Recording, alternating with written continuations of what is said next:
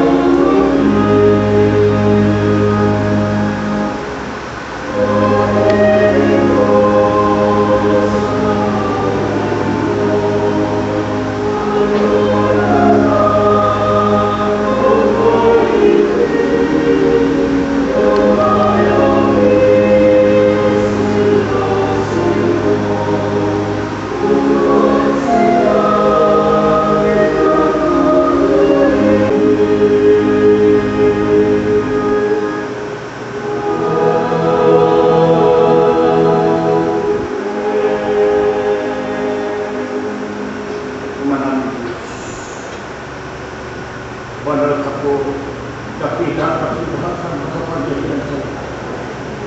Salamat po ng banal na ba, sapagkat sa galing taglay namin ang aming buhay sa taas. Lalo't higit sa lahat, pinakapananatili kami hanggang ngayon sa biyaya ng kahalalan sa paglilingkod sa iyo sa loob ng iglesia pinaglagyan mo sa atin. Ama, nalalaman mo layo namin sa paglapit sa iyo ngayon.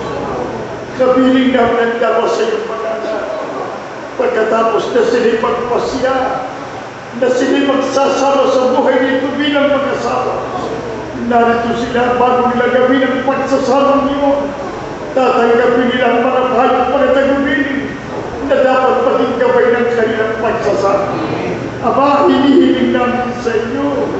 Wayagan mo sanang galapin ang maunawa ang kahalagaan ng pagkakasal na kanilang murusugin, ang pagsasama nila sa buhay na ito, upang kung magkahilingayon naman ang Diyos ang kanilang pagsasama, hindi lamang maging maligaya, hindi lamang maging mapayapa, kundi magdulot ng kalulatian sa dakila mong harapan.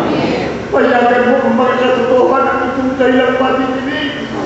Matibos sa kanilang puso, maging gabay ng kanilang pagsasama, upang ang kanilang pagsasama sa buhay nito magdulot ng kalulatian sa dakila mong pangalan.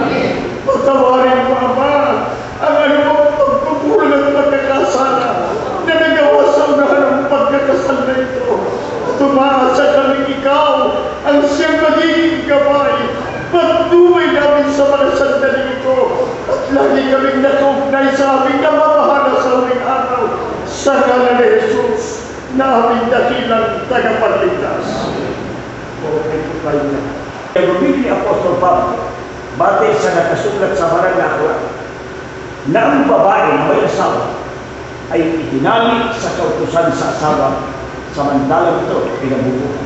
Kaya, hindi ang babae ni ang lalaki ba ang siyang dapat magkaroon ng kapangyarihan sa isa't isa, kundi ang mga batas o ang kautusan ng Diyos sa pag-asawa. Pakinggan niyo ngayon ang mga kautusan sa lalaki at sa babae na mag-aasawa. Ganito ang nakasulat ng mga utos ng Diyos sa lalaki.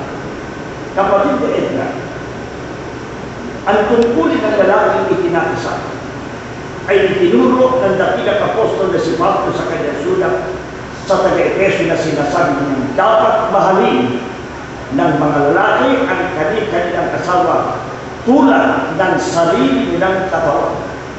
Ang lalaking nagmamahal sa kanyang asawa ay nagmamahal sa kanyang sarili. Walang tao na mumuhi sa sarili niyang katawan. Bagkos, ipinakakain at inaalagaan gaya ng ginagawa ni Kristo sa Iglesia. At upang lalong may pakilala kung gano'ng kadakilang pagmamahal ang dapat inukol ng lalaki sa kanyang asawa. Sinabi ko ni Apostol Pablo, mga lalaki, ibigin ninyo ang inyong asawa gaya ng pag-ibig ni Kristo sa Iglesia. Inihandog niya ang kanyang buhay para dito.